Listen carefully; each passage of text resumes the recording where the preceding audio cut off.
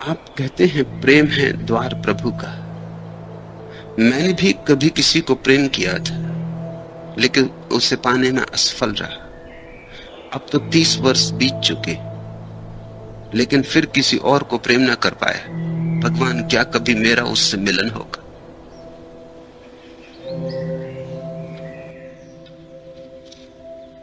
पहली तो बात, जिससे मैं प्रेम कहता हूं और जिसे तुम प्रेम कहते हो, वे दोनों एक ही चीजें नहीं। तुम गलत चीज को प्रेम कह रहे हो। तुम कह रहे हो 30 साल पहले मैंने किसी से कभी प्रेम किया था, उसे पाने में असफल रहा। अब प्रेम का पाने से क्या संबंध? मोह का पाने से संबंध है। मोह न पाए तो तड़फता है। प्रेम तो कर लिया और भर गया, पाने की क्या बात है?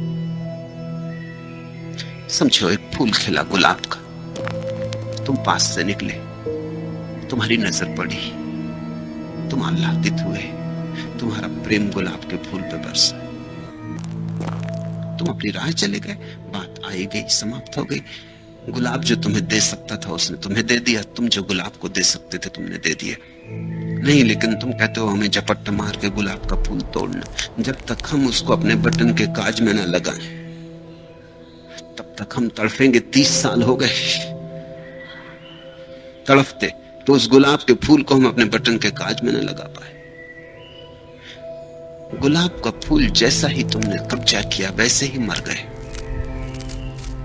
प्रेम कब्जा नहीं मांगता, और शायद कब्जा मांगने के कारण ही तुम चूके। तुमने शायद कब्जा करना चाहा होगा। अभी भी 30 साल हो गए, मगर तुम्हारे इरादे अच्छे नहीं। अभी भी तुम कह रहे हो भगवान, क्या कभी मेरा उससे मिलन होगा? अगर मेरा बस चले तो कभी नहीं होने देंगे।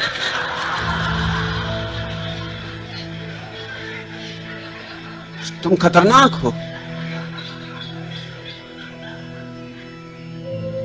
तुम किसी की गर्दन पर सवार होना चाहते, तुम मालिक होना चाहते। प्रेम तो दान है। प्रेम में कोई किसी को रोक ही नहीं सकता। जिससे तुम प्रेम करते हो वो भी नहीं रोक सकता तुम्हें प्रेम में। कैसे रोक सकता है? प्रेम तो तुम्हारा दान है। और प्रेम कभी असफल नहीं होता, हो ही नहीं सकता। इसका मतलब ये नहीं कि प्रेम तुम करोगे तो वो तुम्हें मिल ही जाएगा, उसको मैं सफलता नहीं कहता। प्रेम के तो करने में ही सफलता है। बात ही खत्म हो गई, और कोई लक्ष्य नहीं है प्रेम में। लेकिन तुम चाहते हो गई ये स्त्री मेरी पत्नी बने। तुम सोचते ये प्रेम है। तुम कब्जा करना चाहते थे, तुम स्त्री के हाथ में जंजीरें डालना चाहते थे, तुम इस स्त्री को अपने आंगन में कैद करना चाहते थे, तुम इस स्त्री को मेरी ही हो और किसी की ना हो, इस तरह की सील मोहर लगाना चाहते थे। तुम स्वामी बनना चाहते थे, तुम इस स्त्री को संपत्ति बनाना चाहते थे। तुम चाहते थे कि फिर तुम इस स्त्री को लेकर गांव बस्ती में घूमो और लोगों को दिखाओ कि देखो ये सुंदर स्त्री मेरी है, और कोई इसकी तरफ आंख उठा के ना देखे, अन्यथा मुझसे बुरा कोई भी नहीं।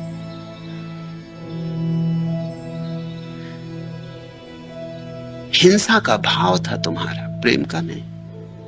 प्रेम का क्या लेना देना है? प्रेम तो तुम्हारे भीतर उठी आनंद की उर्मी, किसी के चेहरे को देख के उठी, बात पूरी हो गई। किसी की आंखों को देख के उठी, बात पूरी हो गई। किसी फूल को खिला देख के उठी, बात पूरी हो गई। तुम मालिक क्यों होना चाहो? तुम प्रेम और लोभ में भेद नहीं समझ पा रहे हो। तुम प्रेम और मोह में भेद नहीं समझ पा रहे हो। तुमने लोभ और मोह को प्रेम समझा है, और ऐसा प्रेम तो असफल होगा ही। तुम्हें स्त्री नहीं मिली इसलिए नहीं, मिल जाती तो भी असफल होता। नहीं मिली इसलिए 30 साल तक सरकता भी रहा। मिल गई होती तो 3 दिन न चलता। अक्सर ऐसा हो जाता है कि जिसको तुम पाना चाहते थे और नहीं पा सके, तो तुम्हारा अहंकार तड़फता रहता है। क्योंकि तुम्हें चोट लगी, तुम नहीं पा सके, तुम हार गए। तुम अपनी विजय करके दिखाना चाहते थे और विजय नहीं हो पाई।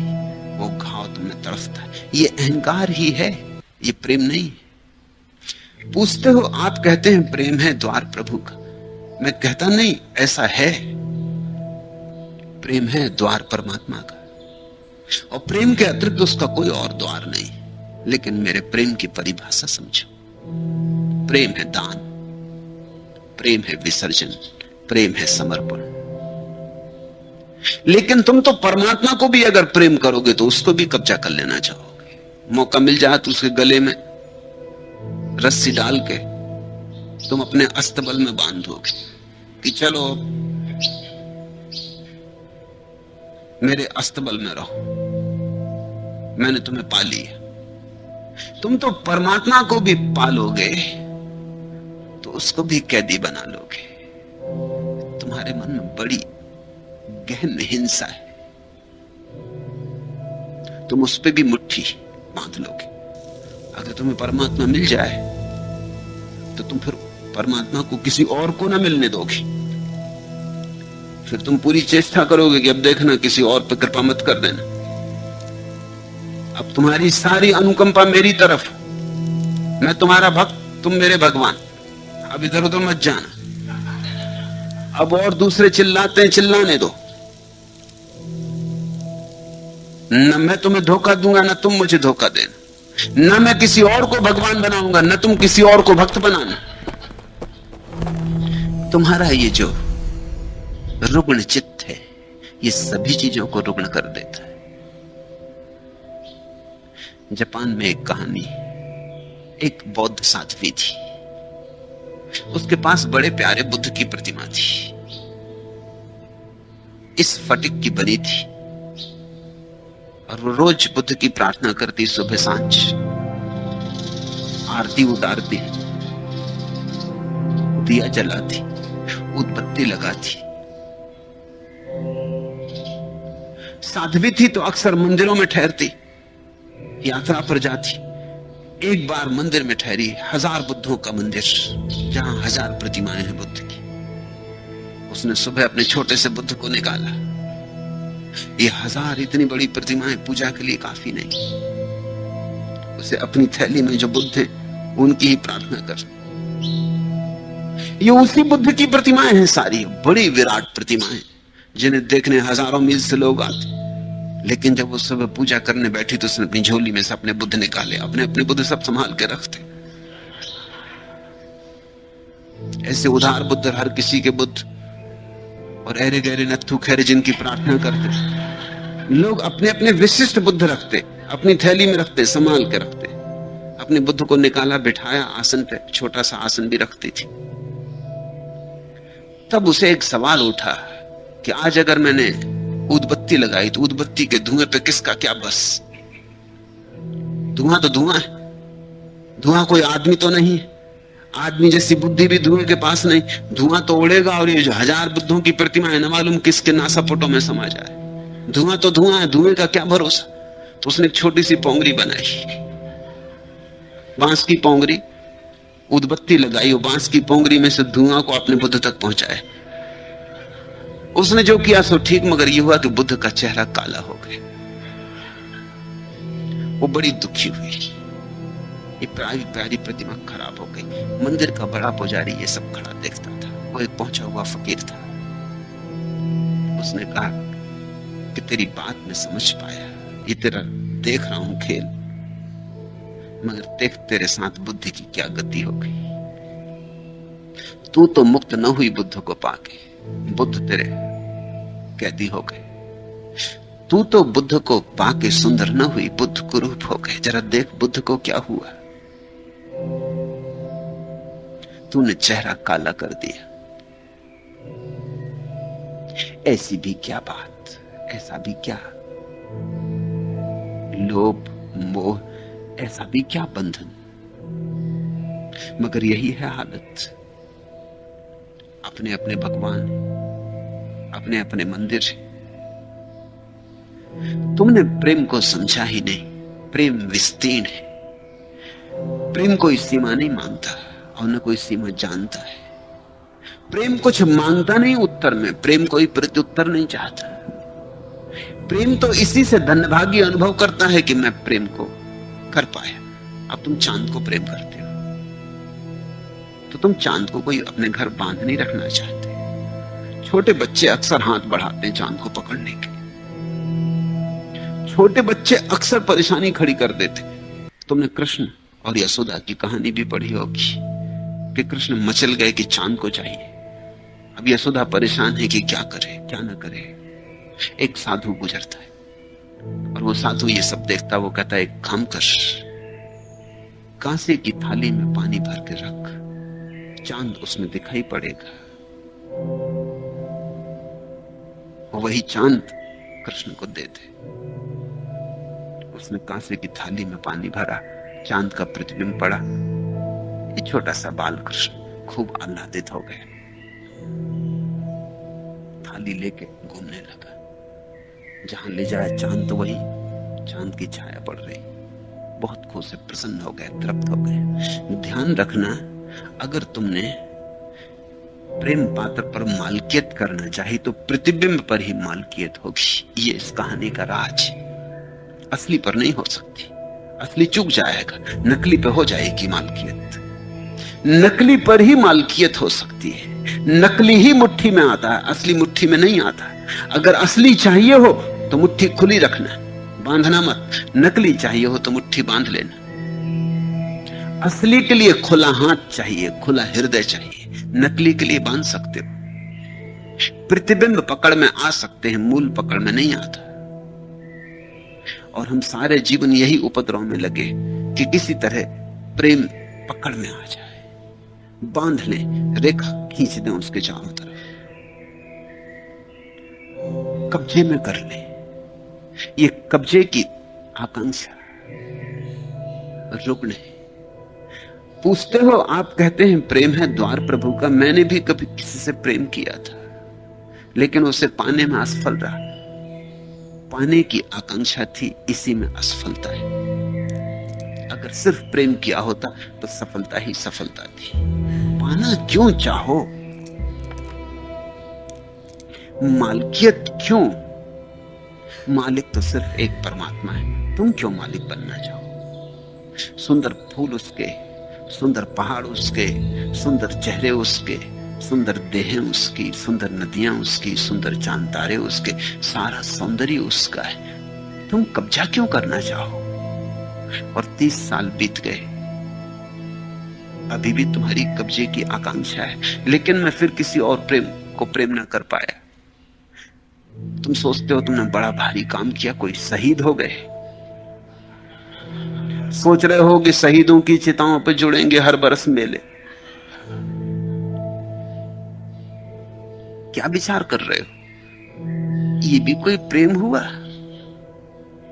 जो एक पे चुक गया? बूंद बूंद रहा होगा, एक आधी बूंद रहा होगा कि टपका कि खत्म, फिर झरने सूख गए। इतना विराट संसार, प्रभु इतने रूपों में प्रकट, और तुम एक रूप में ही ऐसे भटक गए कि फिर तुम किसी और को प्रेम ना कर पाए।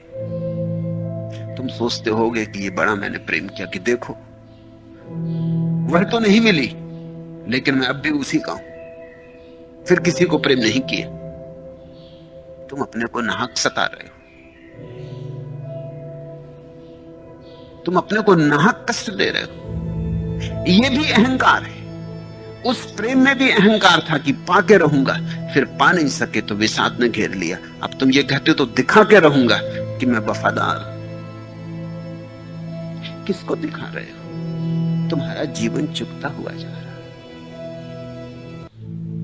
अगर परमात्मा एक द्वार से नहीं मिला, दूसरे द्वार से खोजते।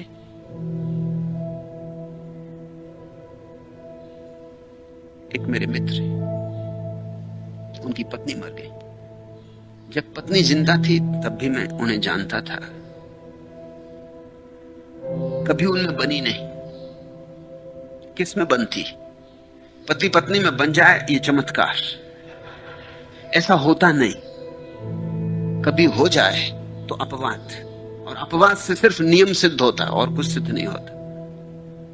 उन्हें जानता था, जब भी मेरे पास आते थे, उनकी पत्नी आती थी तो सब सदा रोना और झंझट यही थी, दोनों की बनती नहीं थी। फिर पत्नी मर गई तो मुझे खबर मिली तो वो तो एकदम विरागी हो गए।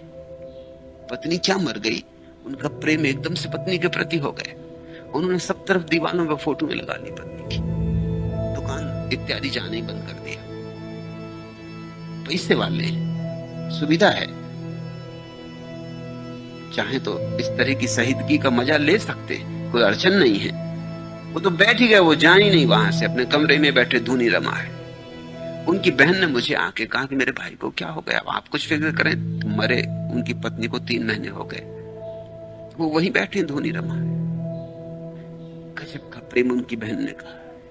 ऐसा प्रेम सतयुग में होता था, कलयुग में कहा। मैंने उनसे कहा कि प्रेम कुछ नहीं, मैं आता हूं। मैं उनके घर गया, मैंने कहा ये क्या कर रहे, किसकी तस्वीरें लटकाए हुए? और मैं भली भांति जानता हूं तुम्हारी कभी बनी नहीं। अब अपराध भाव से पीड़ित हो या क्या मामला है कि इसको कभी सुख नहीं दिया, इसको सदा सताया, तो अब कुछ क्षतिपूर्ति कर रहे हो। जिंदा थी तो तुमने जरूर कई बार सोचा होगा कि ये मर जाए। कौन पति नहीं सोचता? सरका देता है विचार को कि नहीं ये बात ठीक नहीं, और उस दिन जिस दिन ये विचार आता है, कुल्फी खरीद लाता है बाजार से, साड़ी ले आता है। ठीक नहीं, ये विचार आ गया, अब इसकी क्षतिपूर्ति करनी पड़ती है ना। स्त्रियां जानती हैं, जिस दिन पति साड़ी ले आए बिना कहे, उसका मतलब है कुछ गड़बड़ है। मिठाई ले आए, इसका मतलब कुछ गड़बड़ है। न दिवाली न होली, और ये मिठाई लिए चले आ रहे हैं, तो जरूर कोई अपराध किया है। फिर स्त्री खोजबीन में लग जाती, और जेब वगैरह तलाशती, डायरी वगैरह देखती, कहीं फोन नंबर मिल जाए, कोई नाम का पता चल जाए, कुछ ना कुछ है मामला। तो मैंने कहा कि तुमने जरूर कई दफे सोचा होगा कि ये मर जाए। वो थोड़े चौंके, उन्होंने कहा कि आपको कैसे पता चला? पता की बात ही क्या, ये फोटो क्यों लगाई, ये यहां बैठ के क्या धुनी रमाए हुए, किसको दिखा रहे हो, इससे सार क्या है? मैंने कहा मुझसे तो कहो सच, अभी यहां कोई भी नहीं। उनकी आंख में आंसू आ गए। उन्होंने कहा आपने मुझे पकड़ लिया, मामला यही है। मैंने कई बार सोचा कि मर जाए, इतना ही नहीं, कई दफा मैंने सोचा कि मार डालूं, क्योंकि दुख ही दुख है। और फिर वो मर गई तो मुझे ऐसा लगता है कि मेरी ही भावनाओं ने उसे मार डाला। मगर आप किसी और को मत कह देना, लोग तो यही समझ रहे हैं कि मैं उसके प्रेम में दीवाना हूं, अब कभी विवाह न करूंगा। मैंने उनसे कहा कि अगर इस स्त्री को तुमने प्रेम किया था और इस स्त्री के प्रेम से तुमने आनंद पाया था, तो तुम निश्चित विवाह करोगे, क्योंकि प्रेम ने तुम्हें आनंद दिया। आनंद तुम क्यों ना चाहोगे? अक्सर जो लोग एक विवाह के बाद विवाह नहीं करते, वे लोग हैं जिनको इतना स्त्री कष्ट दे गई कि वो सब स्त्रियों से मुक्त कर गई, सदा के लिए मुक्त कर गई। अब झंझट में वो नहीं पड़ सकते। एक को क्या जाना, सबको जान लिया। हालांकि ऐसा वो कहेंगे नहीं, मगर मनोवैज्ञानिक सत्य बड़े उल्टे। आदमी जो ऊपर करता है वह एक बात, भीतर जो होती बिल्कुल दूसरी बात। अब तुम कहते हो 30 साल बीत चुके, मैं किसी को प्रेम ना कर पाया। तुम्हारे अहंकार को जो चोट लगी, उस चोट के कारण तुम अब एक नया अहंकार खड़ा कर रहे हो कि मैं कोई ऐसा वैसा प्रेमी नहीं हूं, मैं दिखा के रहूंगा कि किया तो एक को किया, फिर कभी नहीं किया, बस एक पे कुर्बान हो गए, अपनी जिंदगी आहुति चढ़ा दूंगा। ये रुग्ण चित्त दशा है, ये दुखवादी दशा है, जिसको मनोवैज्ञानिक मैसोचिज्म कहते हैं। ये अपने को सताने की वृत्ति है। तुम पुराने ढंग के सन्यासी हो सकते हो बड़ी आसानी से। तुम चाहो तो कांटों वगैरह की सेज बना के लेट सकते हो, धूप में खड़े हो सकते हो, उपवास कर सकते हो बड़ी आसानी से, तुम्हें बिल्कुल जम जाएंगे ये बात। प्रेम तो जीवन की भाव भंगिमा है। प्रेम जीवन है। प्रेम कोई ऐसी चीज नहीं कि एक पे चुप गया। प्रेम तो श्वास है आत्मा की। तुम रोक कैसे सकोगे? जैसे शरीर के लिए श्वास की जरूरत है, ऐसी आत्मा के जीवन के लिए प्रेम की जरूरत है। प्रेम तो सतत हो रहा है, कभी वृक्ष से, कभी चांद से, कभी तारों से, कभी लोगों से, कभी कविताओं से, कभी संगीत से, कभी चित्रों से, कभी मूर्तियों से। प्रेम तो प्रतिपल हो रहा है। प्रेम कोई ऐसी चीज थोड़ी है कि तुम एक तरफ कर लिए कि बस खत्म हुआ। अब तुम मेरे पास हो तो मुझसे तुम्हारा प्रेम हो रहा है, नहीं तो यहां किस लिए हो? ये भी प्रेम है। अगर मेरी वाणी तुम्हें प्रीतिकर लग रही तो ये भी प्रेम है। प्रेम के अनंत रूप है। कोई एक स्त्री पे थोड़ी चुक जाता है, कोई किसी एक पुरुष पे थोड़ी चुक जाता है। तुम्हारा कोई मित्र भी होगा, वो भी प्रेम है। प्रेम के बहुत बहुत भाव, बहुत भंगिमाएं हैं, और सभी भंगिमाओं में प्रेम को प्रकट होना चाहिए। और प्रेम की अंतिम भंगिमा परमात्मा है। जब तुम्हारा प्रेम सब तरफ बहने लगता है, निर्बाध बहने लगता है, बेशर्त बहने लगता है, जब तुम्हारे प्रेम में कोई मांग नहीं रह जाती, सिर्फ दान रह जाता, तो प्रेम प्रार्थना हो जाती। इसलिए मैं कहता हूं प्रेम परमात्मा का द्वार है। मगर तुम पूछते हो भगवान क्या कभी मेरा उससे मिलन होगा? महाराज बख्शो। किसी तरह बेचारी बच गई। तुम कुछ और काम करो। तुम क्या अगले जन्म की प्रतीक्षा कर रहे? कल मैं एक कविता पढ़ रहा था, तुम्हारे काम की होगी। उनकी तस्वीर निगाहों में चमक उठी, आंसुओं आज तो दम भर के लिए थम जाओ। जाने ये कौन बरस, कौन सदी है कि यहाँ मेरी नाकाम सदाओं के भटकते आसे अपनी ही खोज में आवारा और दरमांदा है। मुझको जाना था किधर और मैं आया हूं कहां। अपने जख्मों को लिए कितने नगर घूमा, लेके सामाने सफर दुखते हुए शानों पर, हाथ पकड़े हुए वहशत जदा अरमानों का, अजनबी वादियों दरियाओं में आ पहुंचा। हसरतों गम की तपिश रेज गुजर राहों पर मेरे रिश्ते हुए छालों के निशा मिलते। जिस दम भर को जहां बैठ के सुस्ताती थी, अब वो पीपल के घने छाये कहां मिलते। वक्त दम साधे हुए कांप रहा है कि अभी जिंदगी अपनी कमीगह से निकल आएगी और ठोकर उसे मारेगी कि चल आगे बढ़, इसके पहले कि मिले वक्त को हुक्म रफ्तार, मेरा खोया हुआ चेहरा मुझे वापस दे दो।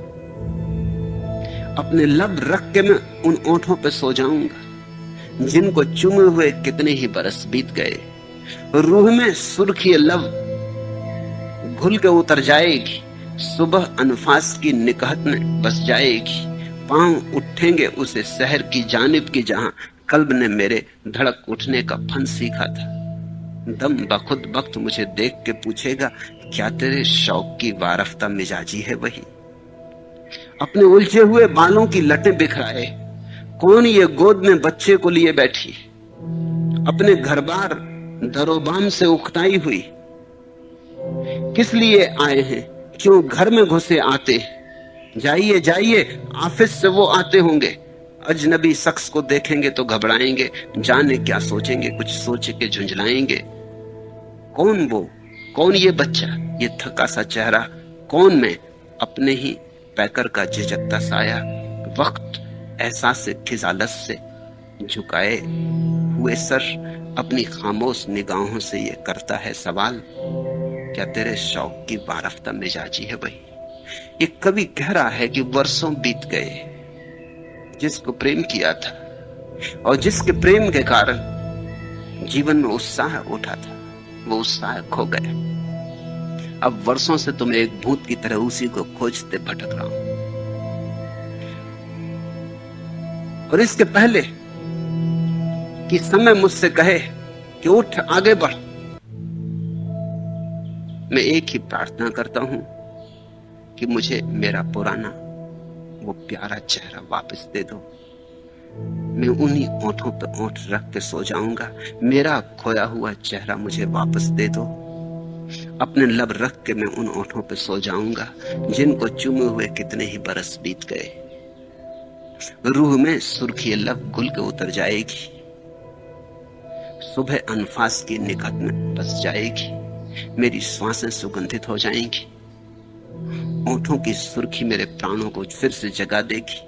पांव उठेंगे उसी शहर की जानिब कि जहां कल्ब ने मेरे धड़क उठने का फन सीखा था। वो क्षण, वो प्रेम का क्षण जहां मेरे हृदय ने धड़क उठने का राज सीखा था, उसी तरफ भागने लगूंगा। दम बखुद वक्त मुझको देख के पूछेगा और समय मुझसे जरूर पूछेगा, क्या तेरे शौक की बारफ्ता मिजाजी है वही? क्या तेरे प्रेम की, तेरे लगाव की, तेरी वासना की अभी भी वही मनमौजीपन है जो पहले था? अभी भी तुम जागा नहीं? अभी भी तू समझा नहीं? अपने उलझे हुए बालों की लटें बिखराए, और अगर मैं पहुंच जाऊं फिर से तो ये होगी हालत, तुम्हारी भी ये हालत होगी। अब 30 साल बाद अगर तुम्हें मिल जाए वो स्त्री जिसको तुम सोचते हो तुमने प्रेम किया था, और तुम उसके पास, उसके घर में पहुंच जाओ अपने उलझे हुए बालों की लटें बिखराए, वो भी 50 की होती होगी। तुम अभी भी सोचते हो वो 20 की। कौन ये गोद में बच्चे को लिए बैठी है, मिल जाएगी तो पहचान भी ना सकोगे।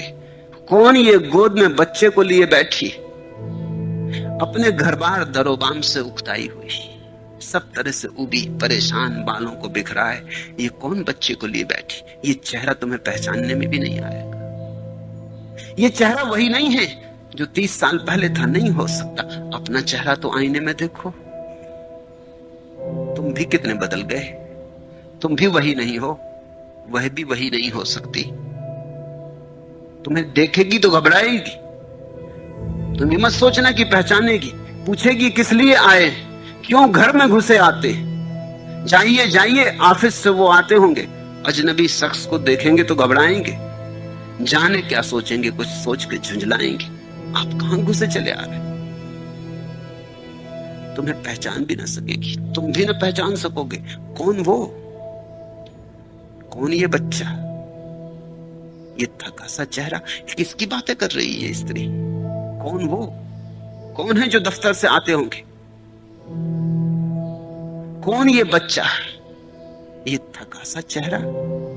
और तब तुम्हें ख्याल उठेगा, कौन मैं? अपने ही पैकर का झिझकता साया, सिर्फ एक छाया मात्र हूं अतीत की। वक्त एहसासे खिजालत से झुकाए हुए सर, और समय लज्जा से सिर झुका के पूछेगा अपनी खामोश निगाहों से ये करता है सवाल, क्या तेरे शौक की वारफ्ता मिजाजी है वही? क्या अब भी तेरे प्रेम का पागलपन वही है? अब भी तू समझा नहीं, प्रौढ़ नहीं हुआ? 30 साल लंबा समय है।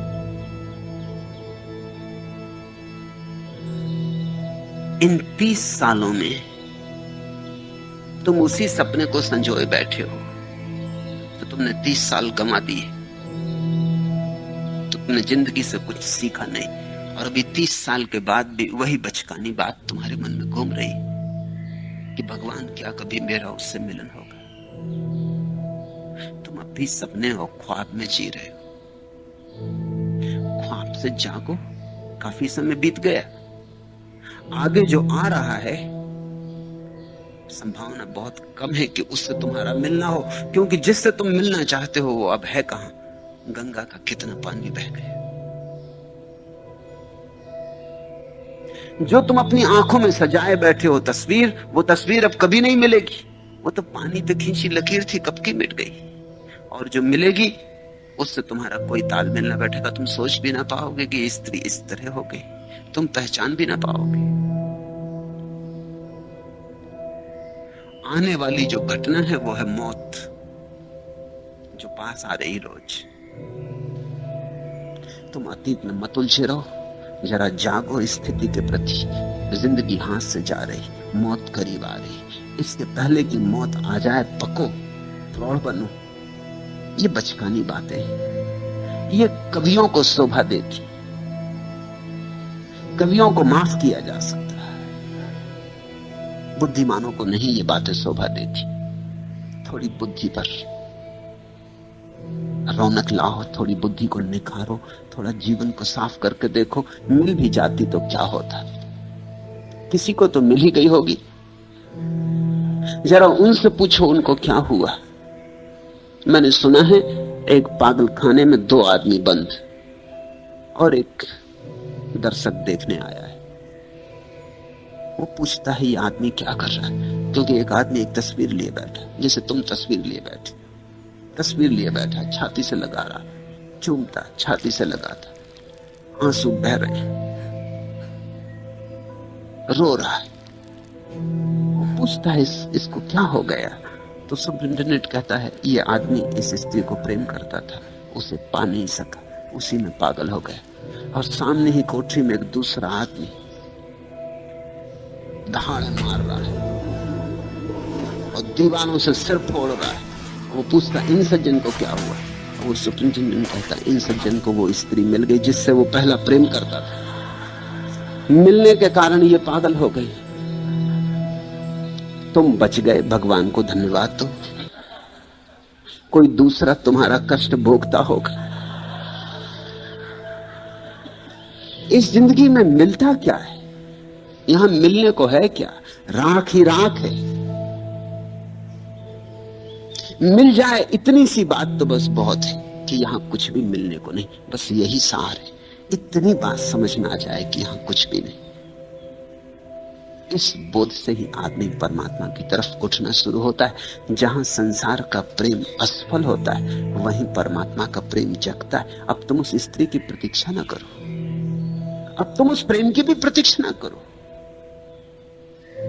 वो जवानी का सपना था, जवानी सपने देखती है, गया। अब तुम बूढ़े होने के करीब आए, अब तुम जरा जागो। अब ये जिंदगी हाथ से निकली जाती, इसके पहले की जिंदगी हाथ से निकल जाए। कुछ तैयारी करो, मौत से मिलने की कुछ तैयारी करो। और एक ही व्यक्ति मौत से मिलने में तैयार हो पाता है जो जाग जाए, जो होश से भर जाए, जो इस जिंदगी की असारता देख ले। इस जिंदगी की असारता में ही परमात्मा का सार है। यहां दिख गया कि सब असार है, तो वहां दिखना शुरू हो जाता है जो सार है। असार को असार की तरह जान लेना सार की तरफ जाने का पहला कदम। अब तुम असार में मत उलझे रहो। ऐसे भी बहुत समय गंवा दिए, 30 साल में तो परमात्मा को पा लेते। इतनी प्यास से तो परमात्मा मिल जाता, इतनी प्यास को ढालते तो प्रार्थना मिल जाती।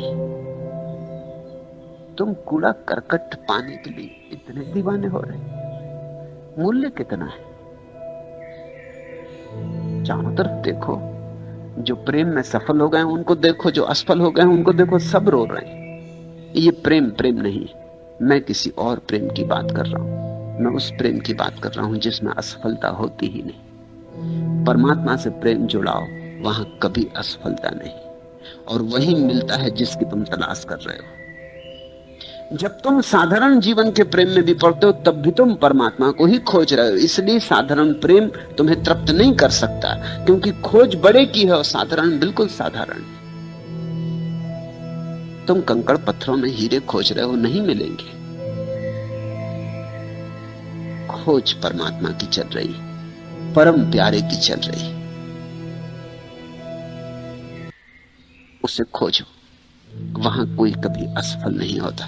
संसार में कोई कभी सफल नहीं होता, परमात्मा में कोई कभी असफल नहीं होता।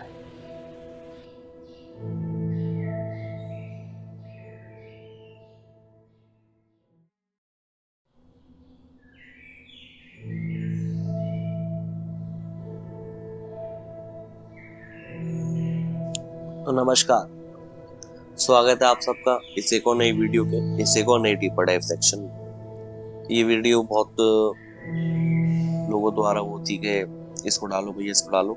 ये पुराने चैनल पर भी मौजूद थी, ये बता दूं। शायद आपको लग रहा हो, किसी को सुनकर के सुना सुना लग रहा है, लेकिन बहुत सारे लोगों की डिमांड आ रही थी कि भैया प्लीज इसको डालो, तो इसलिए रीअपलोड है। प्रॉपरली रीअपलोड नहीं है, क्योंकि इसके अगर आप देखोगे तो विजुअल्स में बहुत ज्यादा काम करने की कोशिश करी गई है। कोशिश ही बोलूंगा, बाकी आप लोग इसको वैलिडेट या इनवैलिडेट करोगे कमेंट सेक्शन में। कि आपको जेन्युइनली लगा या नहीं लगा। तो उसके बारे में बताना, थोड़ा एक्स्ट्रा एफर्ट करने की कोशिश करिए हमने अपनी तरफ से। अगर आपको कुछ उसमें बेहतर लगता है या नहीं लगता है, ये भी हो सकता है कि ये हमारी कोशिश आपको इतनी अच्छी ना लगी हो, उसके पुराना वाला ही तरीका आपको बेटर लगता हो, तो आप प्लीज हमको कमेंट सेक्शन में जरूर बताना इसके बारे में। बहुत ही सिंपल टॉपिक के अराउंड वीडियो चलती है, टू लव। अगर मैं इसको एक छोटे से वर्ड में समराइज करूंगा तो यही निकल के आता है असलियत में प्यार के मायने क्या है, और वो शो खुद किस तरीके से प्यार को देखते हैं और हमको समझाने की कोशिश करते हैं। खाली ओशो नहीं, अगर हम इसके बारे में किसी और फिलोसोफर की बात सुनेंगे जो मैं आपको बताऊंगा, तो आप देखोगे कि सब कहीं ना कहीं एक ही तरफ इशारा करते हैं। तो ये बात साफ तौर पर समझ में आती है कि असलियत में जो प्यार को हम प्यार समझते हैं, वो प्यार नहीं, केवल एक शायद मुंह का रूप बन के रह गया है। बहरहाल बात करेंगे हम सबके बारे में। जब तक आप लोग ने अगर हमारा इंस्टाग्राम ज्वाइन नहीं करा है, तो प्लीज हमारा इंस्टाग्राम ज्वाइन करें, उसकी लिंक आपको डिस्क्रिप्शन में मिल जाएगी। आपने हमारा टेलीग्राम ज्वाइन नहीं करा, आप टेलीग्राम ज्वाइन करें, उसकी लिंक आपको डिस्क्रिप्शन में मिल जाएगी। दोनों में आपको अपडेट्स मिलती रहती है। इंस्टाग्राम पर हम शॉर्ट फॉर्म कंटेंट भी डालते हैं और अपडेट्स भी मिलती रहती हैं वीडियो के रिगार्डिंग, और टेलीग्राम पर हम ऑडियो फॉर्मेट में भी चीजें अपलोड करते हैं, स्क्रिप्चर हुआ, रिटन फॉर्मेट में हम चीजें अपलोड करते हैं, तो वहां से भी आपको बहुत सारी चीजें मिल सकती हैं। तो इन दोनों प्लेटफॉर्म्स को आप ज्वाइन करें, हमसे जुड़ें। बाकी अगर आपके कुछ सजेशन हो इस टॉपिक के अराउंड, इस वीडियो के अराउंड, तो वो प्लीज हमको कमेंट सेक्शन में बताएं। और अगर आपको किसी और टॉपिक पर वीडियो चाहिए, आपके जो सजेशन टॉपिक्स हैं आप उनको हमको कमेंट सेक्शन में जरूर बता सकते हैं। और हाँ, एक जरूरी सूचना, ये सॉरी मैं पहले बोलना भूल गया, शुरू में बोल देना चाहिए था कि अभी इस वक्त चैनल पर 2 वीडियोस आ रही हैं, एक थर्सडे की, एक संडे की। और आप देखोगे दोनों वीडियोस काफी अलग हैं। थर्सडे वाली वीडियो में कमेंट्री नहीं होती है, खाली विजुअल बेस्ड और स्पीच बेस्ड होती है। लेकिन वहीं अगर आप देखोगे तो थोड़ा इनमें अंतर है, वॉइसेस में थर्सडे वाली में और संडे वाली में काफी अंतर है। संडे वाली वीडियो प्रॉपर पुराने तरीके थिंक योरसेल्फ वाले तरीके पर ही है, जबकि थर्सडे वाली वीडियोस थोड़ी अलग है। हम उसमें कोशिश कर रहे हैं और उसको बेहतर करने की। अब प्लीज कमेंट्स में बताना हमें कि उसके रिगार्डिंग बहुत लोग बोल रहे हैं कि भैया इसमें ये है वो है, तो मैं उसको और कोशिश कर रहा हूँ और ज्यादा अच्छी करने की। तो आप उसको और बता सकते हो आपको उसमें क्या लगा, तो हम उसको और बेहतर करेंगे। लेकिन संडे वाली वीडियो थर्सडे वाली से अलग है, आप इसको समझे। 2 वीडियोस आ रही हैं, थर्सडे की वीडियो, संडे की वीडियो। ये दोनों वीडियोस अलग हैं, दोनों का फॉर्मेट बिल्कुल अलग है, तो दोनों को उसी तरीके से आप ट्रीट करें। तो मैं उम्मीद करता हूँ आप समझोगे। इसके बाद भी आपके कुछ प्रश्न हो, कुछ सुझाव हो, कुछ भी हो, आप हमको कमेंट सेक्शन में जरूर बताएं। तो चलिए शुरू करते हैं। Other philosophy section. Other philosophy section और मेरा पीओवी ब्लेंड कर दिया है मैंने, ताकि एक उससे क्रेडिबिलिटी बनी रहती है बातों के बीच में। और जो मेरा पीओवी सेक्शन था उसमें मैं समझता था कि एक उसमें क्रेडिबिलिटी नहीं आती थी, तो उसके उसको देखते हुए और लोगों की बातों को सुनते हुए तो उसको मैंने मिक्स कर दिया है। तो इस वीडियो में सेक्शन वही रहेंगे, पहले other philosophy section with POV, फिर मॉडर्न साइंस के रिगार्डिंग क्या अपने उसके अराउंड डिस्कवरीज है, क्या रिसर्चेज है, और फिर अपना एंड में फाइनल मैसेज सेक्शन, वो अभी भी वैसे का वैसे ही। मॉडर्न रिसर्च सेक्शन में मैं पिछली वीडियो में बोला था किसी का कमेंट नहीं आया। अगर आप चाहोगे तो जो रिसर्चेस के बारे में मैं बात करता हूँ, जिनका जिक्र करता हूँ, तो मैं उनको कमेंट्स में डिस्क्रिप्शन में पिन कर दूंगा। अगर आप चाहो तो मेरे को बता सकते हो ये बात, तो उससे आपको एक थोड़ी और क्रेडिबिलिटी और थोड़ी और खुद की जानकारी आप उस पर इकट्ठा कर सकते हो। तो चलिए शुरू करते हैं other philosophy with my view. सबसे पहले हम बात करेंगे चिंतु कृष्णमूर्ति। कृष्णमूर्ति का अप्रोच लव के रिगार्डिंग अगर हम देखते हैं ओवरऑल, तो थोड़ा एक हार्श कहा जा सकता है, पर बहुत ही एक सिंपल और स्ट्रेट फॉरवर्ड था। वो कहते हैं कि जहां मेमोरी है वहां लव नहीं है। हम जो लव बोलते हैं वो अक्सर होता है यादें, attachment, past experiences, fear of losing. Krishnamurti के लिए ट्रू लव सिर्फ प्रेजेंट मोमेंट में होता है। उनके अनुसार अगर हम प्रेजेंट में जी रहे हैं और प्रेजेंट में हमारी चीजें हैं तो हम उस ट्रू लव के आसपास हैं। लेकिन अगर हम प्रेजेंट में नहीं है तो शायद हम उस व्यक्ति के साथ जो प्यार के एहसास में वो हमसे दूर जा चुका है। ये कहीं ना कहीं उसी बात को संदेह कि अगर आप फॉर एग्जाम्पल अगर आप अपने प्रेयसी जो भी हो उसके साथ अगर उस मोमेंट में है, तो आप जितना लव उस वक्त फील कर सकते हो, आप जो फीलिंग अपने अंदर ला सकते हो कि उसके साथ मोमेंट में रहना। जिसने लव एक्सपीरियंस करा है, जिसने ये वाली बातें एक्सपीरियंस करी, वो समझेगा कि जब आप वो जो फीलिंग होती है वो इतनी ज्यादा प्योर होती है, इतनी ज्यादा प्योर होती है कि आप के लिए उस आदमी के साथ, उस लड़की के साथ बैठने में साइलेंस भी आपको अच्छा लगने लगता है। साइलेंस में भी आपको मजा आने लगता है। उस आदमी के साथ बैठने में आपको साइलेंस में भी ऐसा लगता है कि आह, यही तो चाहिए, प्लीज थोड़ी देर और। उस लड़की के साथ जब आप बैठते हो, अकेले में बैठे हो, आप चाहे भीड़ में बैठे हो और आप दो जने बैठे हुए हो और आप प्रेजेंट मोमेंट में अगर हो और आप सच्ची में एक प्यार की भावना रखते हो, ना कि एक मुंह की और पाने वाली इच्छा से दूर, अगर आप किसी से प्यार कर पा रहे हो तो आप जनरली समझो कि वो कितना एक खुशनुमा हो सकता है। कृष्णमूर्ति कहते हैं कि जहाँ फियर है वहां लव नहीं हो सकता। ये वही वाली बात है, मुंह वाली बात है जो ओशो की है कि अगर आप पाने की कोशिश करोगे तो पाकर भी वो नहीं पा पाओगे जो असलियत में है, फिर उसका प्रतिबिंब भी मिलेगा। तो वही है कि अगर हम फियर है प्यार में तो लव कैसे होगा, उसके बारे में सोचने के ऊपर सोचना पड़ेगा कि वो क्या है। लव तो नहीं होगा। अगर हम प्रेम को, प्यार को देखते हैं तो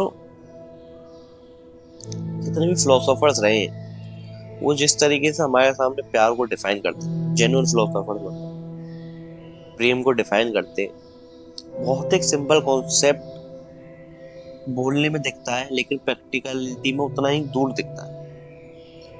वो सब लोग कहते हैं कि प्यार में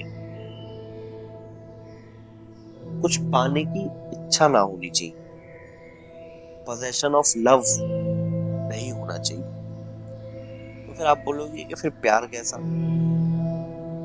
अगर किसी को, मैं अगर इसको बहुत छोटे से एक प्रैक्टिकल एग्जांपल से बताऊं मैं, तो अगर किसी को अपने हाई स्कूल में यानी स्कूल टाइम में अगर किसी को किसी से प्यार हुआ होगा ना तो वो ये बात को समझ पाएगा कि जब स्कूल टाइम में प्यार होता था या जब स्कूल टाइम में किसी को किसी से, कोई भी लड़का हो या इसमें लड़की हो, दोनों में लेकर चल रहा हूँ, तो आप सोचो अभी जो हमारी जनरेशन है, मतलब थोड़ा इसको बड़ा करूंगा, ये जो अभी हमारी जनरेशन है, हमारा स्कूल टाइम था जब इतने फोन्स वगैरह नहीं थे, तो टेक्सटिंग नहीं होती थी ऑब्वियसली। कॉल अगर आपने जैसे तैसे करके नंबर ले लिया, और उसमें भी दोनों के पास प्राइवेट फोन होनी चाहिए, पर्सनल फोन होनी चाहिए, वो भी पॉसिबल बहुत कम होता था। तो आप समझो उस प्यार में आपको पाने को क्या था। ये सब लोग रिलेट कर पाएंगे जिनको हुआ है, वो ही कर पाएंगे मेरे हिसाब से, और शायद जो जिनको नहीं हुआ है शायद वो भी कर पाएंगे क्योंकि उनके साथ किसी न किसी दोस्त को या किसी न किसी को उन्होंने देखा होगा। तब देखो उससे प्योर लव क्या होगा। आपको बस वो इंसान पसंद था, उस इंसान को आप पसंद थे। हाँ, मैं इसमें म्यूचुअल मानकर चल रहा हूँ कि दोनों को म्यूचुअल था। अगर वो वाला है कि आपको था सामने वाले को नहीं था, फिर वो अलग हो गया। मैं इसमें म्यूचुअल मानकर चल रहा हूँ इस वाले एग्जाम्पल में कि अगर दोनों को था तो आप समझो ना, तो उसके पास आपसे कुछ लेने की कुछ थी, क्या दोगे आप उसे भाई? आप 9 10 11 12 में आप क्या दोगे? क्या चाहिए उसको आपसे? आप बस स्कूल में मिलते ज्यादा ज्यादा, आप कोचिंग में सेम होंगे, मिल लिए, साथ बैठ लिए, बात कर ली, और बहुत बार तो बात भी नहीं करी, बस देख लिया, वो सफिशिएंट हो गया। ज्यादा से ज्यादा कभी एक बार जैसे तैसे करके कहीं घूमने चले गए उसके साथ, कुछ खा लिया, कुछ पी लिया। तो आप सोचो उसमें आपको कुछ इच्छा थी ही नहीं। उसमें बस आपको ये था, आपका सबसे बड़ी प्रायोरिटी ये रहती थी उस वक्त कि बस इसके साथ कैसे टाइम बिता लूं।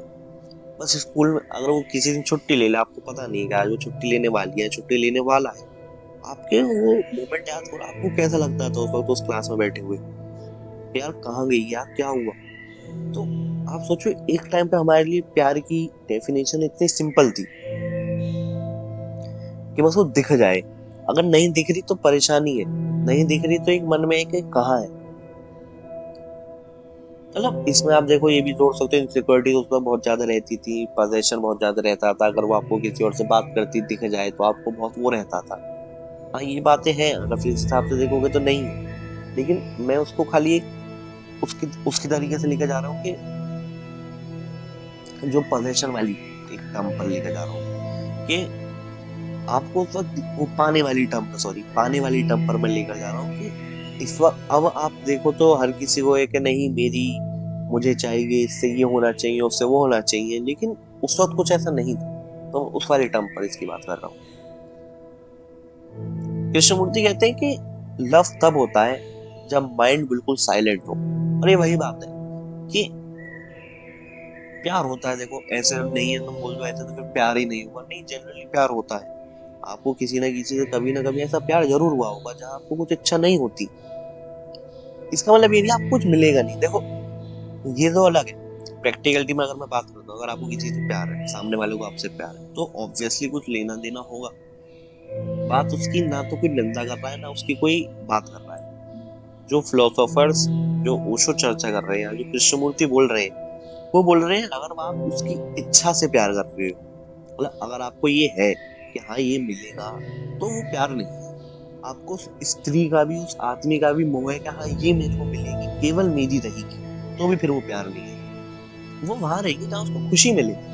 आप देखो, अगर उसकी खुशी आपके लिए प्रायोरिटी हो जाती है, उसकी खुशी आपके लिए बस एक वो है कि हाँ ये खुश रहे, जब आप खाली खुश पर फोकस करोगे तो किसके साथ है क्या है वो कैंसिल हो जाता है। तो वो भाई प्यार, ये मैं कह रहा हूँ, आपको स्कूल टाइम में नहीं होता था इतना कि इससे है या उससे बात करें, आपको इतना था वो खुश है ना।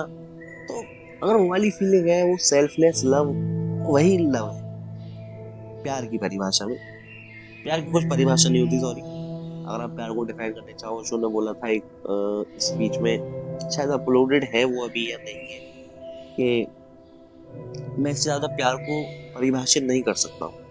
और असलियत में कुछ प्यार की परिभाषा नहीं है। अरे है ये वीडियो, जो वो वाली वीडियो है ना चैनल पर, काइंड ट्री स्टोरी, उसको जाकर जरूर सुनो, जरूर जरूर जरूर सुनो। एक असलियत में जो मैं बोल रहा हूँ कि सेल्फलेस लव, ना पाने की इच्छा, जो उसमें स्टोरी से एक्सप्लेनेशन है ना, वो बेस्ट एक्सप्लेनेशन सुनी है मैंने आज तक, शायद आपको भी लगे।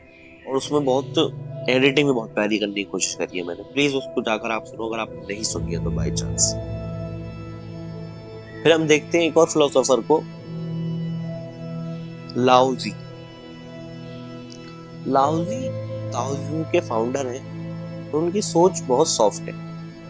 वो कहते हैं जो नेचुरली होता है वही सबसे पावरफुल होता है। लाओजी के लिए लव का मतलब है कंट्रोल ना करना, फोर्स ना करना, एक्सपेक्टेशंस इम्पोज ना करना। जैसे नेचर में होता है, फूल जबरदस्ती नहीं खिलता। फूल को खिलने के बाद ये नहीं होता कि मेरे को घास ये देगी, फॉर एग्जाम्पल मेरे को घास ये देगी, मेरे को अगर कोई मेरे पे वो आकर बैठ रही है, पक्षी या सॉरी क्या बटरफ्लाई या कुछ, तो मेरे को ये देगी, एक्सपेक्टेशन नहीं होती। नदी डायरेक्शन के लिए फाइट नहीं करती। वैसे ही ट्रू लव भी फ्लो करता है। तुम किसी को पकड़ के नहीं रखते, तुम बस उसके साथ बहते हो, द फ्लो स्टेट। और असलियत में ये सच है। अगर आप किसी से इतना प्यार करते हो कि आप एक फ्लो में रह सकते हो, सामने वाला भी आपके साथ फ्लो में रह पा रहा है, तो वही एक प्यार की परिभाषा आपके सामने है। आपको कंट्रोल करे, आप कंट्रोल करना चाहो अपनी कुछ एक्सपेक्टेशंस कि ये करो ऐसे नहीं करो, जहां एक प्यार कभी भी रूटीन बेस्ड नहीं हो सकता। प्यार एक हमारी डेली लाइफस्टाइल की तरह नहीं हो सकता एक हमारे एग्जाम की तैयारी, एक जॉब का स्केड्यूल नहीं हो सकता। आउट ऑफ लव अगर आपका कुछ एक्शन है तो शायद जरूरी नहीं वो कंसिस्टेंट हो। अभी कंट्रोवर्शियल लग सकता है, लेकिन मैं जो बोलना चाह रहा हूँ वो ये है कि आप किसी से प्यार करते हो, कोई आपसे प्यार करता है, कैसे पॉसिबल है अगर आप उसको कुछ एक्शंस में डिफाइन करने लग जाओ। फॉर एग्जाम्पल, आप सुबह उठकर उनको गुड मॉर्निंग विश करते हो, कुछ भी। आप एक दिन उठे, आपने नहीं करा, आपने सोचा उसके बारे में, सब करा, लेकिन शायद कुछ ऐसी परिस्थिति रही होगी या आपके मन में कुछ और था कि आज मैं यार गुड मॉर्निंग यार कुछ ये करता हूँ, और वहीं सामने वाले को आपसे एक्सपेक्टेशन है कि आप गुड मॉर्निंग ही करोगे सुबह उठकर, ये फिक्स है, हैबिट है। तो फिर अगर सामने वाले फिर ये सोचने लग जाए, अरे क्यों नहीं करा, जगा हुआ है तो देखो, व्हाट्सएप पर है, यहाँ पर है, बात कर रहा है, लेकिन देखो ये नहीं बोला, वो नहीं बोला। आप सोचो फिर वहां सामने वाले के लिए जो प्यार की डेफिनेशन है वो आपसे बहुत अलग है, और वो असलियत में प्यार की डेफिनेशन है ही नहीं। हाँ, मैं बहुत सटनली बोल रहा हूँ, शायद गलत भी लग सकता है बहुतों को, लेकिन जो मेरे को समझ में आया इस बातों से वो मैं आपको वो बताने की कोशिश कर रहा हूँ बस। अब देखो, एक रूटीन फिक्स नहीं हो सकता कि भाई ऐसे होगा वैसे होगा। इमोशन है, नेचुरल फ्लो है। एक कवि का होता है ना नेचुरल फ्लो, एक आर्टिस्ट का जो नेचुरल फ्लो होता है, जो पेंटिंग करता है, उसको नहीं पता कि आज क्या बनाने वाला हूँ, उसको नहीं समझ में आएगा, लेकिन जब वो बनेगा बनेगा बनेगा, एक फ्लो स्टेट होती है जहाँ आपको खुद को नहीं पता होता क्या बन रहा है, लेकिन जब वो बनकर निबटता है, राइटिंग हो, सॉन्ग हो, आर्ट, कुछ भी, किसी भी तरीके का आर्ट हो, इट्स जस्ट लुक्स, और समझ में आता है कि हाँ वो ही होता है प्यार। आपको नहीं पता एग्जैक्टली क्या करोगे क्या नहीं करोगे, लेकिन अगर फ्लो स्टेट आपके पास है और आप नेचुरली करना चाहते हो, सामने वाला नेचुरली कर रहा है, इसलिए नहीं कर रहा कि आप बोलते हो या आपकी उम्मीद है, आप इसलिए नहीं कर रहे क्योंकि उसकी उम्मीद है या उसको ऐसा चाहिए, आप बस कर रहे हो क्योंकि आपको पता है उसे अच्छा लगेगा, आप बस कर रहे हो क्योंकि आपको अच्छा लग रहा है करते हुए। दोनों चीजें जब तक मीट हो रही हैं, जब तक मैं समझता हूँ कि शायद बातें सही है, या अगर उसके आसपास अगर हम चले जाते हैं तो चीजें फिर गलत दिशा में कह लो या किसी भी उसमें कह लो, वो लव से बहुत दूर चली जाती है। वही हम देखते हैं एक और फिलोसोफर, एरिक फॉर्म, ये कहते हैं कि लव का इमोशन नहीं, एक स्किल है। Love is a practice, not a feeling. अब ये काफी अलग, मैं इसके बारे में आपको बताना चाहूंगा। ये कहते हैं कि हम सोचते हैं मुझे प्यार हो गया, फीलिंग आ गई, और फॉर्म कहते हैं ट्रू लव के लिए चाहिए डिसिप्लिन, कमिटमेंट, यानी patience, responsibility, care for others, growth. Infusion easy होता है, लव डिफिकल्ट होता है क्योंकि वो मैच्योरिटी मांगता है। अगर तुम इमोशनली मैच्योर हो तो लव डिपेंडेंसी बन जाता है। अब अगर इनके रिगार्डिंग अगर हम देखें, एरिक फॉर्म जो कहना चाह रहे हैं वो जिद्दू कृष्णमूर्ति की बातों को या ओशो की बातों को काइंड ऑफ कॉन्ट्राडिक्ट भी करता है, और काइंड ऑफ एक वो भी करता है, मतलब उसके साथ भी चलता है, उसके उससे अलग भी चलने की कोशिश करती है। ये बात साथ चलने की कोशिश यहाँ करती है जब वो बोलते हैं कि लव डिपेंडेंसी नहीं बनना चाहिए, वो एक, अगर वो बन रहा है डिपेंडेंसी तो वो गलत है। ये बात सपोर्ट करती है कि जो शोर कृष्णमूर्ति उन्होंने बोला कि लव में ये नहीं होना चाहिए कि एक्सपेक्टेशन वाली बात, कि मेरी एक्सपेक्टेशन की वो और सामने वाला आप पर डिपेंड है कि इसने ये नहीं करा वो नहीं करा, वो वाली चीजें अगर है तो उसके साथ में। लेकिन वहीं दूसरी तरफ ये बोलते हैं कि लव, अगर कोई इमोशन को ये मना करते हैं, कहते हैं स्किल है, प्रैक्टिस, प्रैक्टिकलिटी में उसको प्रैक्टिस बोल रहे हैं, तो फिर जो फ्लो स्टेट वाली बात है और जो ओशो की वाली बात है कि प्यार तो गुलाब वाली बात है कि प्यार तो हो गया और भर गए, तो उसमें करना क्या है? गुलाब का फूल जो आपको दे सकता था वो गुलाब ने दिया, जो आप उसको दे सकते थे अटेंशन वो आपने उसको दी, तो उसके बाद उसके लिए आपको गुलाब को तोड़ना, वो वाली इच्छा रखना कि गुलाब मेरा हो, ये मेरा हो, वैसे हो, तो फिर वो अलग होगी बात। लेकिन आप समझो तो एरिक फॉर्म ने यहाँ मेरा होने वाली या पाने वाली बात नहीं करी। उन्होंने कहा है कि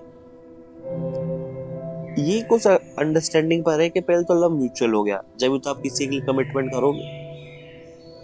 फिर कहते हैं पेशेंस, पेशेंस में वही बात होगी कि आपको पाने की इच्छा नहीं है, वही तो हो गया पेशेंस। लेकिन अभी नहीं है, लेकिन ये है कि आगे हो जाएगी। मतलब पेशेंस इस तरीके से है, अगर आपका अभी नहीं है मेरी, मुझे पता है कुछ टाइम में हो जाएगी, तो फिर वो पेशेंस रहा नहीं रहा ये डिबेटेबल है। बताएं आप लोग, आपको क्या लगता है इसके बारे में? एक मैंने आपके सामने कॉन्ट्रडिक्शन रखने की कोशिश करी है, पूरा कॉन्ट्रडिक्शन भी नहीं। इसके बारे में आप लोग बताएं जरा। एरिक फॉर्म का जो मैंने आपको बताया और जो इससे ऊपर मैंने आपको बताया लाओजी, कृष्णमूर्ति और ओशो की, तो आपने पूरी बात सुनी ही है। आपको क्या लगता है इस बारे में? किसकी बात में आपको लगता है कि सच है, सच नहीं सॉरी, किसकी बात आपको ज्यादा सही लगती?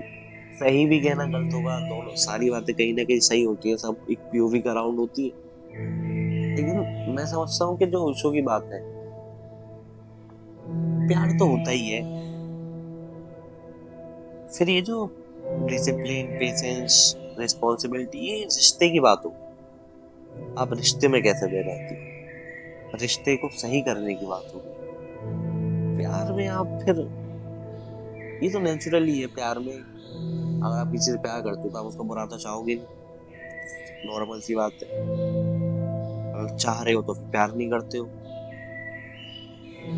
तो जब चाह रहे हो आप किसी का बुरा नहीं, तभी तो चाहोगे अच्छा हो, अच्छा होने के लिए चाहोगे तो जरूरत तो अपने आप आ गई।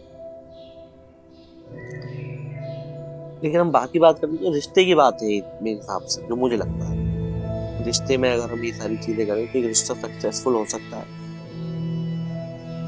बाकी आप लोग बताएं, आपको क्या लगता है इसके बारे में? तो वहीं अब हम देखते हैं मॉडर्न साइंस, साइकोलॉजी या कुछ रिसर्चिंग जो इसके अराउंड हुई हो, मैं आपको बताने की कोशिश करता हूँ। सबसे पहले मैं आपको बताऊंगा जॉन बॉबली की एक अटैचमेंट थ्योरी है। तो मॉडर्न साइकोलॉजी कहता है कि जो हम अक्सर लव बोलते हैं वो होता है अटैचमेंट। ये वही वाली बात है जो मैं बोल रहा था आपसे, ओशो वाली बात, और जो ओशो ने खुद ने बोली। तो ये जॉन बॉबली की अटैचमेंट थ्योरी कहती है कि मुझे तुम चाहिए क्योंकि मुझे सेफ फील होता है, तुम जाओगे तो मैं टूट जाऊंगा, तुम मेरी इमोशनल जरूरत हो। ये अटैचमेंट है। रिसर्च दिखाती है कि एंशियस अटैचमेंट हमारे अंदर जनरेट करती है जेलसी, कि ऐसा मत, उससे बात मत करो, उससे ऐसे मत बोलो। वो जेलसी वाला फैक्टर अगर कोई कर रहा है तो आप इच्छा हो, जेलसी, फियर, डर, वो इमोशनल जरूरत अगर है, क्योंकि अगर इमोशनल जरूरत है आपकी किसी पर और आपको पता है ये मेरे से दूर हो जाएगा, तो डर तो बैठेगा। एक कंट्रोल, अगर डर है तो जहां डर है वहां कंट्रोल आएगा, ये तो स्वाभाविक है। जहां आप किसी चीज से डरते हो तो आप उसको कंट्रोल करना ही चाहोगे कि डर मेरा खत्म हो। रिसर्च बताती है एक और पॉइंट कि अवॉइडेंट अटैचमेंट जनरेट करती है डिस्टेंस और कोल्डनेस।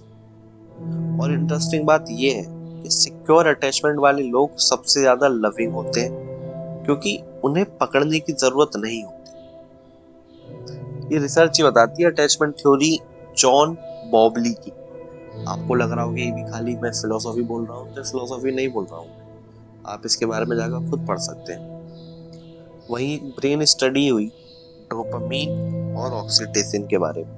इसके बारे में ये है कि न्यूरोसाइंस के अकॉर्डिंग लव की दो लेवल्स होते हैं, 2 स्टेजेस होती है। अब स्टेजेस क्या होती है? न्यूरोसाइंस कहता है कि अट्रैक्शन जब आप किसी से फील करते हो तो आपके अंदर आता है डोपामिन, जो आपको पता होगा एक बहुत ही हाईली एक्टिव हार्मोन है और अनस्टेबल होता है। डोपामिन ही आपका, आप कुछ भी अगर प्लेजर की तरफ जाना चाहोगे तो डोपामिन आता है, और इसका ये होता है जितनी जल्दी आएगा उतनी जल्दी जाएगा, इसलिए इसको अनस्टेबल कहा गया है। देखो डोपामिन आपको किसी भी छोटे से छोटे प्लेजर से आप फील करते हो तो आप डोपामिन आएगा, तो आप पढ़ते होगे डोपामिन डिटॉक्स, इस तरीके की बातें। तो वो यही होता है कि आपको जो गलत चीजों से आप डोपामिन ले रहे हो उसको हटाकर अच्छी चीजों से लेने लगो। तो इसमें फिर आती है दूसरी स्टेज, डीप बॉन्डिंग, लव की। वहां आपके अंदर जो हार्मोन होता है वो बदल जाता है। देखो ये अभी न्यू आपकी बॉडी खुद अलग तरीके से रिएक्ट करने लगी। आपके अंदर फिर एक हार्मोन निकलता है ऑक्सीटोसिन, ये काम होता है और ये स्टेबल होता है। अगर मैं बताऊं तो इसके हिसाब से जो डोपामिन बेस्ड लव है वहां एक्साइटमेंट होगी, ऑब्सेसिवनेस होगी, और जल्दी क्रैश होगा, क्योंकि जैसे मैंने बताया जितनी जल्दी आएगा उतनी जल्दी जाएगा, इसके कुछ पॉइंट्स होते हैं आने। तो यही बात है। वहीं अगर हम देखते हैं ऑक्सीटोसिन बेस्ड बॉन्डिंग अगर है तो वो शांत होगी, वहां सेफ फील होगा और वो लॉन्ग टर्म होगा। पर यहाँ एक ट्विस्ट है, ट्रू लव में डोपामिन कम, अवेयरनेस ज्यादा होती है। वही बात है कि डोपामिन कम होगा और ऑक्सीटोसिन ज्यादा होगा। अगर रिलेशनशिप सिर्फ एक्साइटमेंट पर चल रही है तो वो लव नहीं, स्टिमुलेशन है सॉरी, वो स्टिमुलेशन है डोपामिन बेस्ड। तो जब तक आपको सामने वाले पर्सन से वो डोपामिन स्पाइक, डोपामिन हिट मिलता रहेगा, तब तक तो बढ़िया, सब well and good, made for each other, फलाना ढिमकाना। लेकिन जहां वो डोपामिन मिलना कम हो गया और आपको कहीं और से मिलने लगा, फिर वो रिश्ता बिगड़ गया। तो वही है कि वो डोपामिन बेस्ड लव नहीं हो सकता, अटैचमेंट हो सकती है। तो वही जो ऊपर वाली बात थी अटैचमेंट वाली, जो जॉन बॉबली की थ्योरी कहती थी, वही बात न्यूरो साइंस में पता चलती है हमको। फिर हम देखते हैं कि एडवर्ड डेगी की एक मॉडर्न रिसर्च है जो बताती है कि ह्यूमन को 3 चीज चाहिए, ऑटोनॉमी यानी आजादी, फिर कंप्लीटनेस, कंपिटेंस यानी कोई ऐसा जिससे आप अपने आप को बेहतर करने की वो कर सकते, तीसरी रिलेटेडनेस। जब रिलेशनशिप फ्रीडम छीन लेती है, चॉइस कम कर देती है, प्रेशर क्रिएट करती है, तो ब्रेन स्ट्रेस मोड में चला जाता है।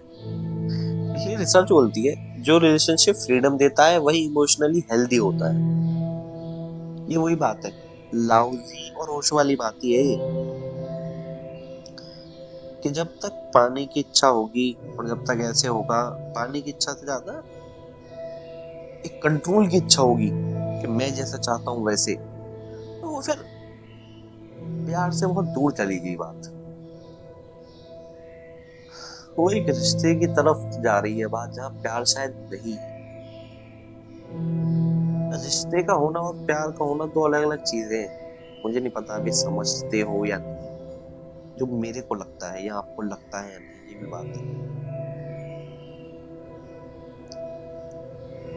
प्यार में रहते हुए रिश्ते में आ जाना संभव है, तो रिश्ता कोई भी ले लो आप, शादी, गर्लफ्रेंड बॉयफ्रेंड, ये, लेकिन ये बिल्कुल संभव नहीं है कि रिश्ते से प्यार बनेगा। ये बिल्कुल फिजूल की बातें, मैं इसको बिल्कुल स्ट्रांगली बोलूंगा क्योंकि है, अब इसमें किसी का और का पीओवी नहीं हो सकता कुछ अब तुम कोई एक केस लिया हो कि भैया वहां हो गया था मैंने देखा है, तो वो देखो बात अलग है, वहां कुछ नहीं कह सकता मैं। लेकिन सच्चाई यही है कि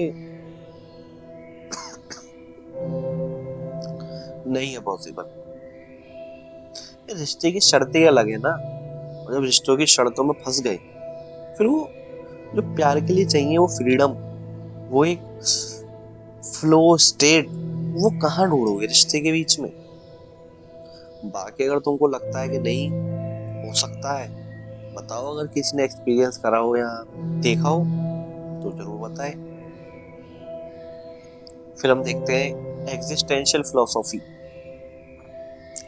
ये जीन पॉल सार्त्रे, शायद इनके इसके बारे में मैंने पिछली वीडियो में बात करी थी, जीन पॉल सार्त्रे के बारे में शायद। ये फिलोसॉफी कहती है, इनकी एक्सिस्टेंशियल फिलोसॉफी है, ये कहती है कि अगर तुम किसी को यूज कर रहे हो तो वो लव नहीं, और अगर तुम किसी से कुछ एक्सेप्ट कर रहे हो, एक्सपेक्ट कर रहे हो, तो वो कॉन्ट्रैक्ट है, वो भी लव नहीं। इनके हिसाब से ट्रू लव का मतलब है दो लोग अपनी लोनलीनेस की जिम्मेदारी खुद है, दो लोग अपनी कंप्लीटनेस के लिए दूसरे पे डिपेंडेंट नहीं है, तब मिलना होता है। Two complete beings choosing to walk together. I guess this is the line of this whole speech, of the whole Osho section, and of this whole deeper dive section. When two complete beings choose to walk together, they choose. They are not obliged to choose. They are not tied to arrange marriage like thing.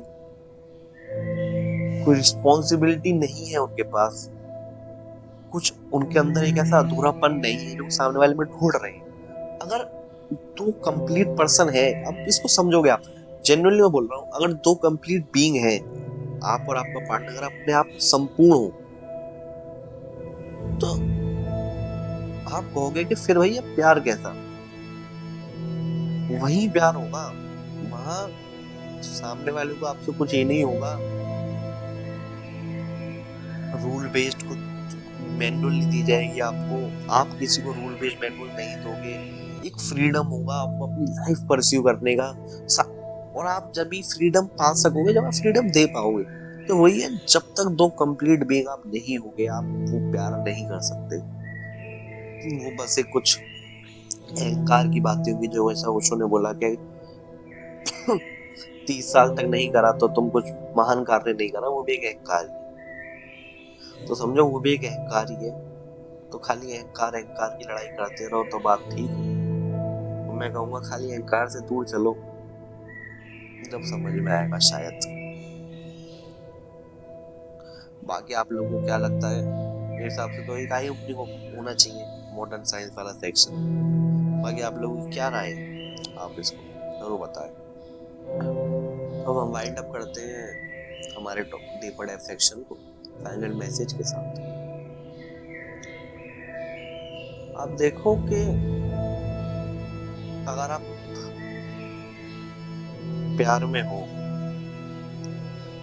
अगर आप genuinely किसी के लिए feel करते हो, खाली प्यार में रहने से आप उसको रिश्ते में मना सकते हो, उसमें कोई बुराई नहीं है। एक चैनल पर ही वीडियो है शादी के रिगार्डिंग ओशो के विचार, आप उसको जाकर देखो, वहां कुछ दिक्कत नहीं आएगी शायद। शायद देखो दिक्कत है तो if you are in a life, तो वो लाइन ऊपर नीचे चलेगी जब ही लाइफ है, वो वाली दिक्कतें नहीं। लेकिन अगर आप पहले किसी रिश्ते में बन जाओ, टिपिकली अरेंज मैरिज वाले टाइप के कॉन्सेप्ट को, मेरी वो समझ में नहीं आता पर्सनली, ना मेरे को उसकी मतलब समझ में आता है। प्यार में आप बस एक आजादी दे सकते हो, आप एक फीलिंग ऑफ कंप्लीटनेस खुद फील कर सकते हो, सामने वाला फील कर सकता है। आपको खुशी मिलनी चाहिए जब आप अपने प्रेयसी के साथ हो, एक स्ट्रेस नहीं होना चाहिए उस रिलेशनशिप का, एक वो नहीं होना चाहिए रिलेशनशिप का कि ऐसे है, ऐसे क्यों नहीं है। अगर आपको सिर्फ आप रिलेशनशिप में हो अगर, तो मैं उसके रिगार्डिंग, आप जब तक वो एक पीस लेवल ऑफ थिंग महसूस नहीं कर पा रहे, आप जब तक उसमें कुछ आपका अधूरापन नहीं ढूंढ रहे, आपकी सेकंड हाफ आपके अंदर अपना कुछ अधूरापन नहीं ढूंढ रहा है, तो जब एक रिश्ता बनेगा उसमें आपको जेन्युइनली ना चाहते हुए भी वो सब मिलेगा। जो लोग चाहने के चक्कर में उसको बिगाड़ रहे हैं, ये समझो एक बाई प्रोडक्ट है। पीस, वो एक उससे मिलने वाली खुशी बाई प्रोडक्ट है, आप ये समझो। उसको आप चेज नहीं कर सकते, उसको आप मांग नहीं सकते। और इसमें सबसे पहले बात आती है खुद को ऊपर काम करना, खुद की जरूरतों को समझना और उनको अपने आप को खुद को संपूर्ण करना, कंप्लीटनेस की तरफ ले जाना। सामने वाले से उम्मीद ना रखना। सुनने में लगेगा कि भैया फिर प्यार क्या बचा, प्यार क्या हुआ।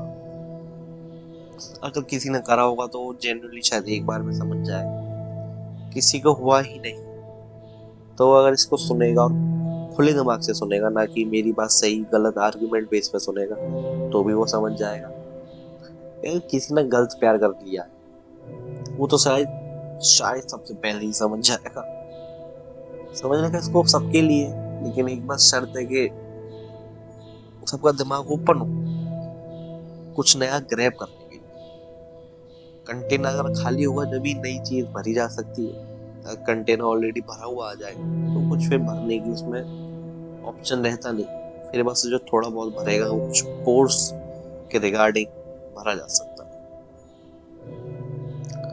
तो मुझे उम्मीद है आपको ये बातें सही लगी, आपको बातें समझ में आई, आपको बातें अच्छी लगी होंगी। किसी भी बात पर आपका पॉइंट ऑफ कॉन्फ्लिक्ट है, कुछ भी है तो आप हमको कमेंट सेक्शन में बताएं। नेक्स्ट वीडियो आप किस टॉपिक के अराउंड चाहते हैं उसके बारे में हमको बताएं। इस वीडियो के अराउंड आपके क्या सुझाव है, कुछ भी है तो आप हमको कमेंट सेक्शन में बता सकते हैं। नेक्स्ट वीडियो का टॉपिक हमारे इंस्टाग्राम हैंडल और ट्विटर हैंडल को ज्वाइन करें, सॉरी टेलीग्राम हैंडल को ज्वाइन करें, सोशल हैंडल्स को ज्वाइन करें, हमसे जुड़ें और आपके कुछ भी सुझाव हो हमको जरूर बताएं। तो चलिए मिलते हैं अगले हफ्ते एक और नई वीडियो के एक और नए डीपर डाइव सेक्शन में। उससे पहले थर्सडे को मिलेंगे विदाउट डीपर डाइव सेक्शन, जैसा कि मैंने आपको बताया थर्सडे वाली video without deeper dive sections होती है। कुछ ट्राई करने की कोशिश है उसमें, आप बताएं आपको वो सही लग रही है। तो चलिए मिलते हैं आपसे अगले हफ्ते। धन्यवाद यहाँ तक सुनने